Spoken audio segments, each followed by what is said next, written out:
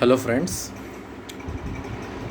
आज मैं बात करूंगा महारास के बारे में, जो भगवान श्री कृष्ण की लाइफ से रिलेटेड है और काफ़ी प्रसिद्ध वो लीला थी जो उन्होंने परफॉर्म किया था।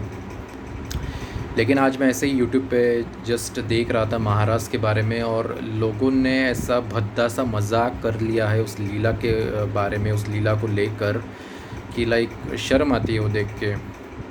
एक डिवाइन एक्ट को उन्होंने ऐसा समझा है, एक जैसे कि एक सिंफुल एक्ट, लाइक जैसे सेक्सुअल इंडल्जेंस से रिलेटेड ऐसा कुछ उन्होंने समझा है। और बहुत से ऐसे कमेंट्स में उनके बारे में, मतलब भगवान श्री कृष्ण के बारे में कहा है कि छलिया, या उन्होंने उनको ऐसा कहा गया है कि रास रचाया उन्होंने राधा जी के साथ, अन्य गोपियों के साथ, पता नहीं कितने गोपियों के साथ आशिकी लड़ाई, लाइक बकवास, लाइक फुल बुलशिट। कुछ समझ में नहीं आया, मतलब एक कैसे ऐसा बोल सकते हैं जिनको कुछ पता ही नहीं है कि महाराज का असली अर्थ क्या होता है। जिनके मन में ऐसी बातें आती है, आप उनकी मानसिकता के बारे में समझ ही सकते हैं कि किस कैसी हैवानियत या कैसे कैसे कैसे गंदे विचार उनके मन में होंगे, जो महाराज को एक सेक्सुअल इंडल्जेंस या आशिकी जैसे वर्ड से वो रिलेट करते हैं। महारास का असली अर्थ आप हम में से कोई जान ही नहीं सकता। वो इतना वेल बियॉन्ड माइंड एक्ट है, ऐसी लीला है जिसको नॉर्मल माइंड से समझा जा ही नहीं सकता। उसके लिए एक सुपर कॉन्शियस स्टेट का होना बहुत आवश्यक होता है। जैसे कि कोई समाधि अवस्था में हो, वही उस एक्ट को समझ सकता है कि वो एक्चुअल होता क्या है। इसमें ऐसा समझिए कि जो राधा जी है वो एक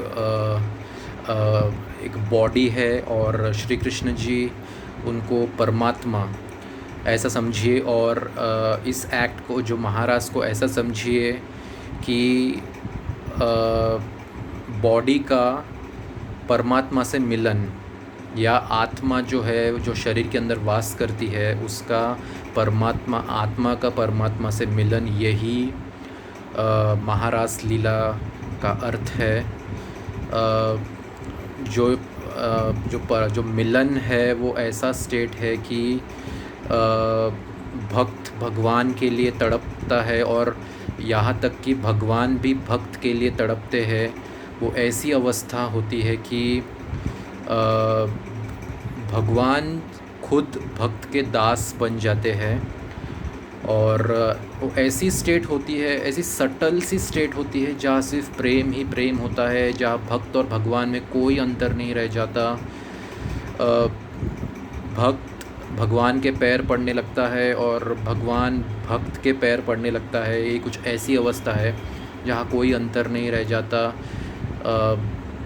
भगवान से मिलन के लिए भक्त की आँखों से आंसू जैसे टपकते हैं, वैसे ही भगवान की आँखों से भी वो आंसू टपकने लगते हैं भक्त से मिलने के लिए, उनसे एक होने के लिए। वो कुछ ऐसी अवस्था है।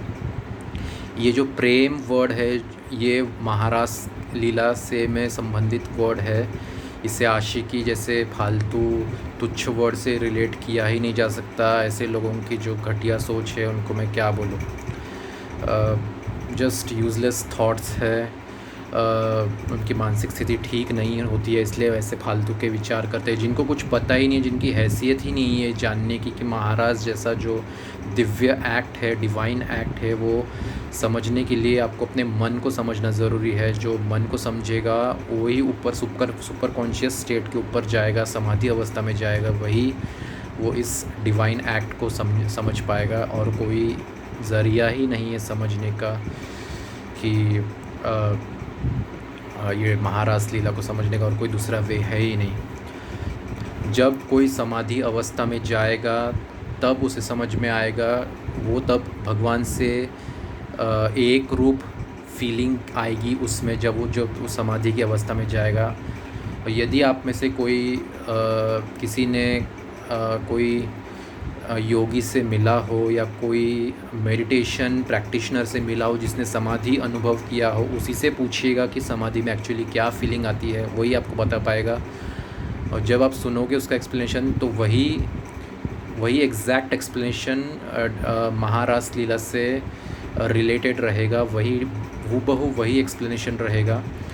मेडिटेशन द्वारा आप जो समाधि एक्सप्लेन कर जो अनुभव करते हो एक्सपीरियंस, वही भक्ति के द्वारा या भक्ति योग द्वारा महारास लीला का जो अनुभव जो है वो राधा जी भगवान श्री कृष्ण के लिए एक्सपीरियंस उन्होंने किया था। यही है वो महारास लीला जहाँ सिर्फ प्रेम ही प्रेम बचता है और कुछ बचता ही नहीं है, जहाँ लस्ट या हवस जैसी कोई जो भावना है, कोई भी ऐसे द्वेष नहीं, ईर्ष्या नहीं, ऐसे कोई विकारों के लिए कोई जगह ही नहीं बचती महाराज जैसे स्टेट में। उस एक्सपीरियंस में कोई ऐसी इमोशंस बचते ही नहीं है, सिर्फ प्रेम ही प्रेम, चारों तरफ बस प्रेम, ऐसी फीलिंग बचती है। बस आंसू, आँखों से आंसू टपकना, बस जो कहते हैं इंग्लिश में एक्सटेसी या एक्सटैटिक स्टेट, बस वही फीलिंग होती है महारास में, और कुछ नहीं होता।